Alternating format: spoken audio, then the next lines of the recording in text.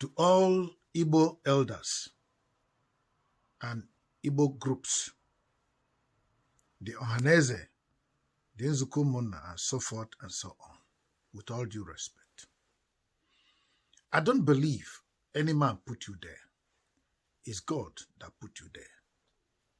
I don't believe that you were pushed to be there. It was orchestrated by God for you to be there.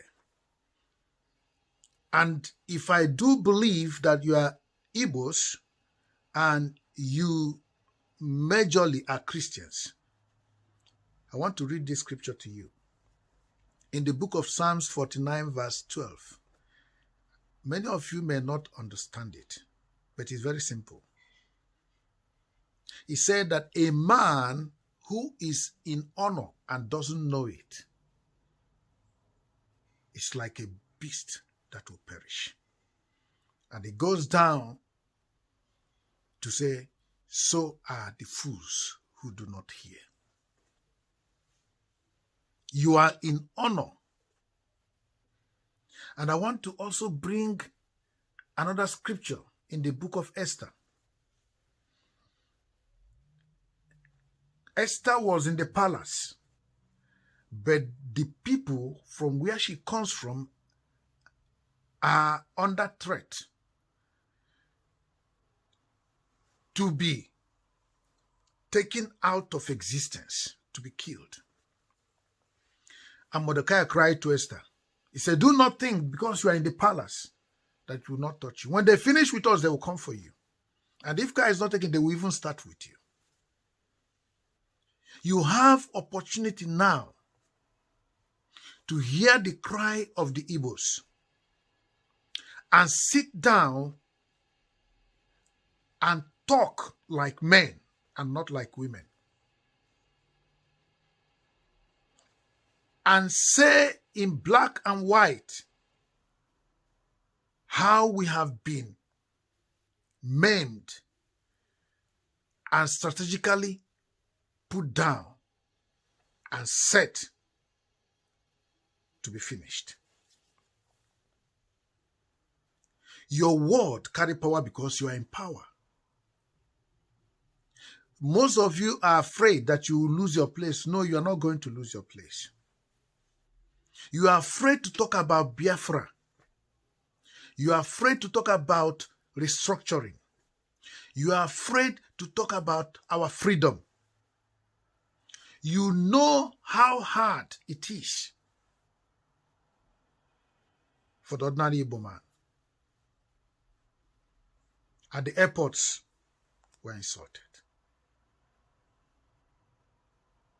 On the roads, we are under the mercy of anyone in uniform. This loss of jobs other tribes have, we don't have them. Many Igbos are educated. That's why you find them all over the earth and they are doing marvelously well. But in their place, they are never given any chance to exhibit what they have.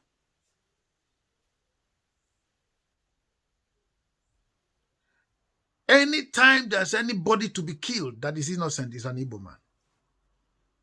And Ohaneze, you pretend. Why? Because you think your children are not there. Listen, every child that is an Igbo that dies has a connection with in blood to you.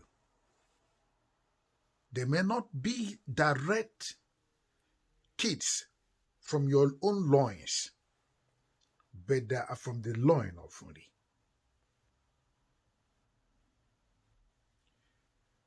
We are not preaching that you go and cause war. No. But that's what they are deceiving you with, that they want to cause war. Nobody is causing war.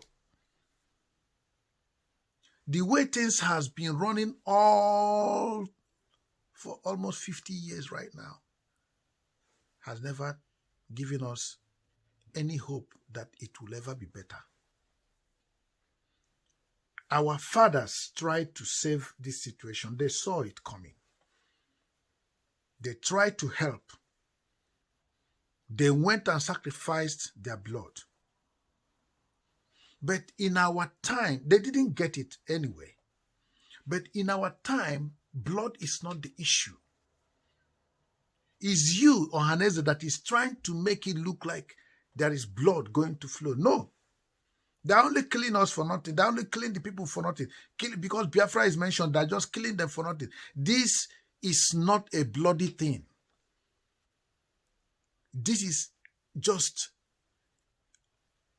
in your power to sit down, be united among yourselves, and carry out a purpose that will give your children a future with freedom.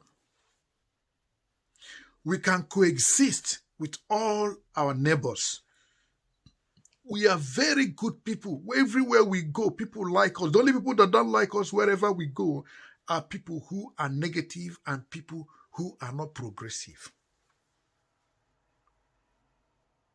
When they hate us outside to talk with their people outside, when they go inside, they use us to make an example to their own people.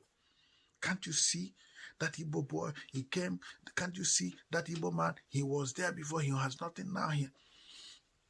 Listen, help your children, help the Igbos. God has given it to your hands, but you refused. You have refused to deal with this situation. And therefore, you make us vulnerable. You make us open to attack. As if we are the one causing trouble. We are not causing any trouble. It's you that is making it look like there is trouble. You shouldn't be killing yourselves. Listen to the voice of tomorrow. We are talking about tomorrow. We are not talking of today. We are talking about tomorrow. Very soon, most of you will leave. All the first wealth you got many years back were all destroyed within 3 years. And plan to make you remain poor was put in place. Now you have gathered again. You are gathering and you are not hearing. You are not sensitive to what is in the air. And may it not come upon the land so sudden. Nobody is fighting, and Igbos don't want to fight war. But what they want is a declaration of their safety and their security to a place where they can call their own and exhibit the gift, exhibit the development they have given to almost all Africa. This may not make sense to you now, but think of when you are gone and all this wealth you think you've gotten for your children and they are driven out.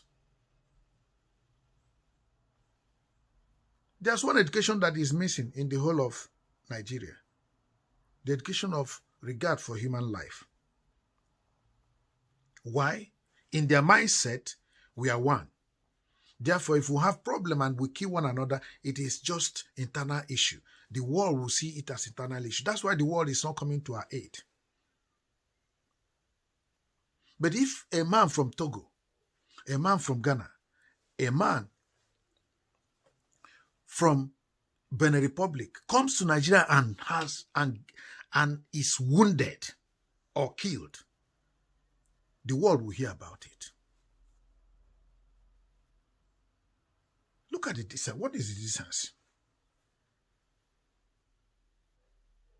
Somebody will go from here and die in Abuja and they say, no, leave it, it's nothing. People are dying every day. This is the chance to know who is the problem of Nigeria. This is the chance, the time.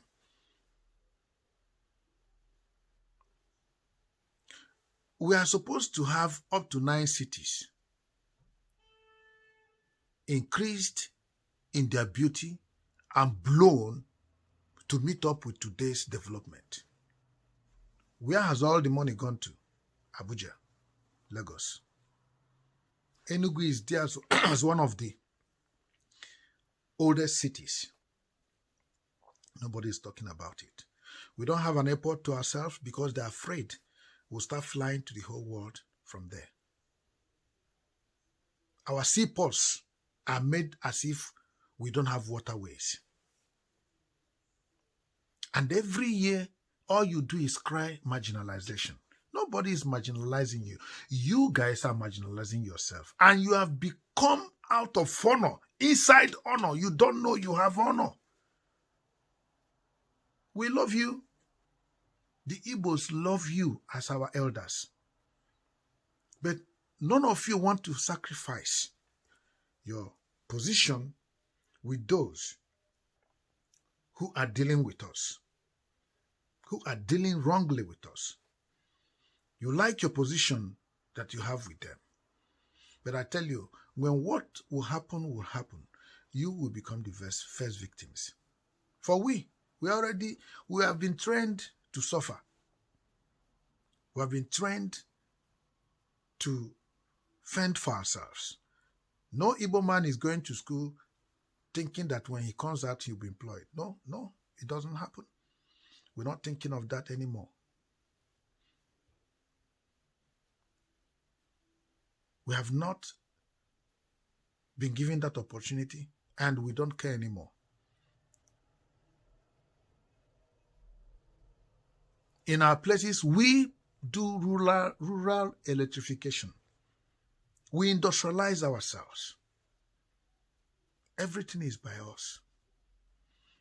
Yet, we have contribution to the center, to the federal, on revenue and mineral resources. We can't finish all this in a day.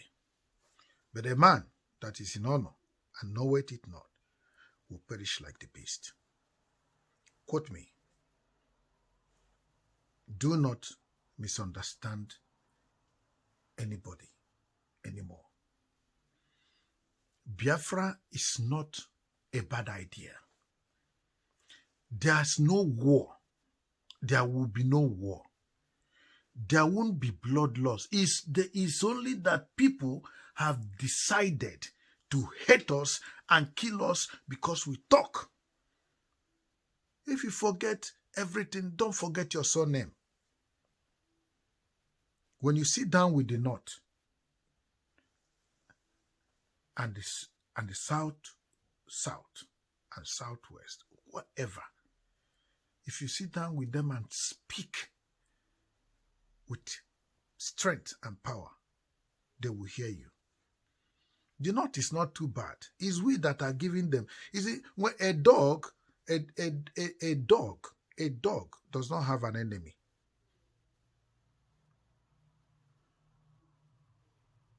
Nobody is a dog. We are not dogs. But when you create trouble, you start shooting everything and you call them dogs. The North is not our problem. The South is not our problem. We are our problem.